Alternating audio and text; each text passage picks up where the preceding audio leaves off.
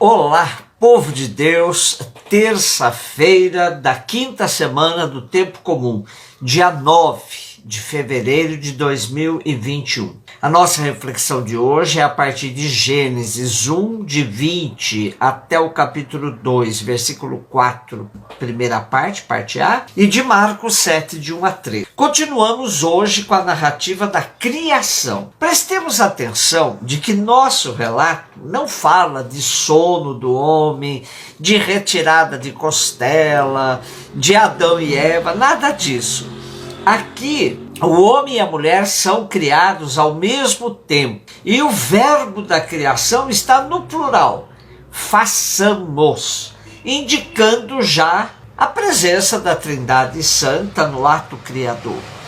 Logo a seguir, no mesmo livro do Gênesis, temos um outro relato da criação, que compreende os capítulos 2, de 4b a 3 até 24, que termina com a expulsão do primeiro casal do paraíso. Os exegetas dizem que essa narrativa da segunda narrativa, essa que eu me referi, é mais antiga, e que tem a fonte que chama Deus de Javé, por isso muitos a identificam com a fonte javista. Aqui estamos lendo do primeiro capítulo, é posterior, embora tenha sido colocada no início do livro de Gênesis, e sua fonte é chamada de sacerdotal. Ontem vimos os 4 primeiros dias, onde narra a criação da luz, primeiro dia, depois o firmamento, segundo dia, as vegetações, terceiro dia, sol e lua, quarto dia.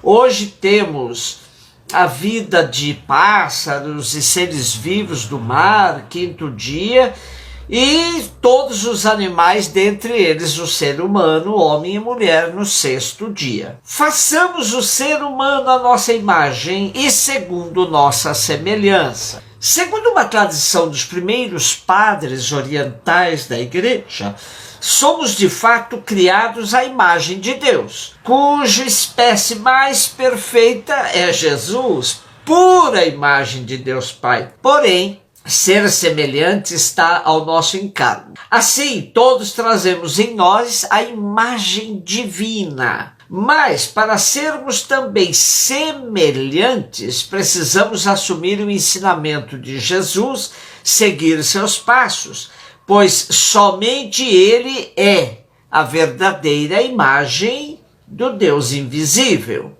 Sendo assim, ter impressa em nós a imagem divina é graça de Deus.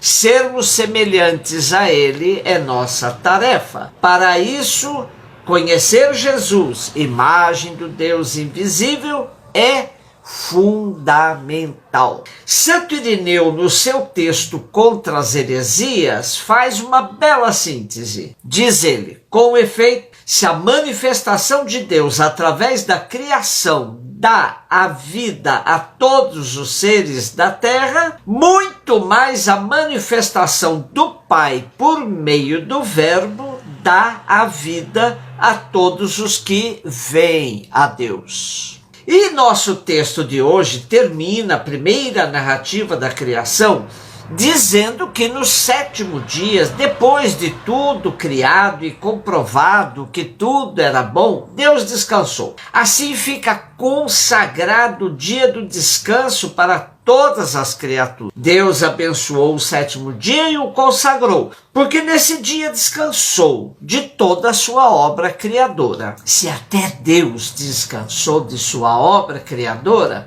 por que os escravos e todos os homens e mulheres não podem também ter um dia de descanso? Assim vemos que a criação do sábado é uma lei, na sua raiz, excelente, muito boa. Porém, os contemporâneos de Jesus a interpretaram de maneira fundamentalista, a transformaram numa lei rigorosa por meio da qual vão perseguir Jesus, que entendia que o sábado tinha sido feito para o homem e não o homem para o sábado. Marcos 7, de 1 a 13. O texto de hoje pode nos causar estranheza se pensarmos que os costumes aos quais se referem fariseu e doutores da lei vindos de Jerusalém se trata de questão de higiene. Claro que a higiene é sempre bem-vinda, como estamos nos acostumando cada vez mais em tempos de pandemia. Porém, não se trata de costumes de higiene, mas sim de ritos religiosos de purificação conforme a tradição dos antigos. Tal tradição era bem detalhista, pois ensinava minuciosamente como lavar os recipientes e as partes diversas do corpo. Vejamos que a pergunta do grupo vindo de Jerusalém do partido farisaico é bem clara. Por que é que teus discípulos não obedecem à tradição dos antigos? Jesus entendeu o âmago da questão e sua resposta foi em cheio naquilo que estava em jogo. Disse Jesus: bem profetizou Isaías a vosso respeito, hipócritas, quando escreveu: este povo honra-me com os lábios, mas o seu coração está longe de mim. Vazio é o culto que me prestam, e as doutrinas que ensinam não passam de preceitos humanos. Descurais o mandamento de Deus para vos prenderdes à tradição dos homens. Assim, Jesus percebe a vida dupla que os partidários fariseus e os doutores da lei levavam. Em nome de seguir a tradição, eles até modificavam os mandamentos, dando-lhes interpretações acomoditícias para não sair da zona de conforto. É impressionante como hoje, em nome de seguir a tradição, temos grupos idênticos aos fariseus. Em nome da tradição, condenam e massacram os seus irmãos. Nestes dias, estamos vivendo algo que ilustra bem tudo isso. Em nome de uma interpretação do que é ser católico, algumas pessoas estão atacando a campanha da fraternidade porque tem uma pastora luterana, secretária atual do Conselho Nacional de Igrejas Cristãs, CONIC, como uma das autoras do texto base, que propõe bases sólidas para a fraternidade e diálogo como compromisso de amor. Atacam o ecumenismo sem perceber que a palavra católica é sinônimo de ecumenismo. A verdadeira tradição católica é ecumênica. Como dizia o Papa João Paulo II, a Igreja não é uma realidade voltada sobre si mesma, mas aberta permanentemente à dinâmica missionária e ecumênica. E interpretando a oração de Jesus para que todos sejam um, o Papa João Paulo II também dizia: acreditar em Cristo significa querer a unidade.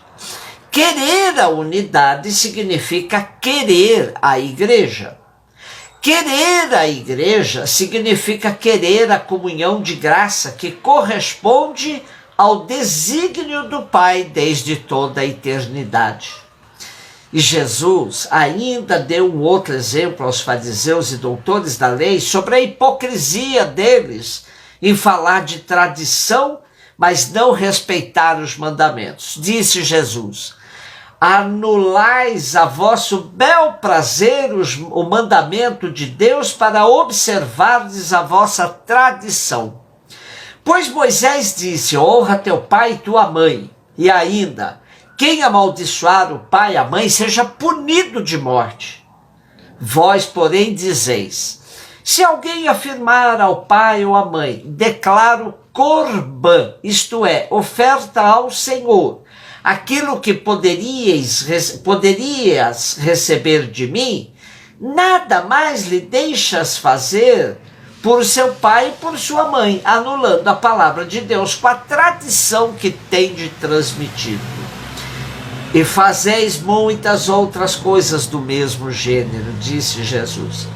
Era um costume dos defensores da tradição para justificar o abandono do sustento dos pais, dizer que o que eles teriam de dar aos pais em sustento pertencia ao templo como oferta ao Senhor, que eles chamavam de corbã. Jesus foi a fundo na denúncia da hipocrisia de fariseus e doutores da lei, que em nome da tradição falseavam até os mandamentos que deviam cumprir. Os grupos que hoje dizem defender a tradição nos gestos, palavras, liturgias, vestimentas, têm se manifestado sem a mínima caridade com os irmãos, com leigos, sobretudo com as leigas com as quais trabalham.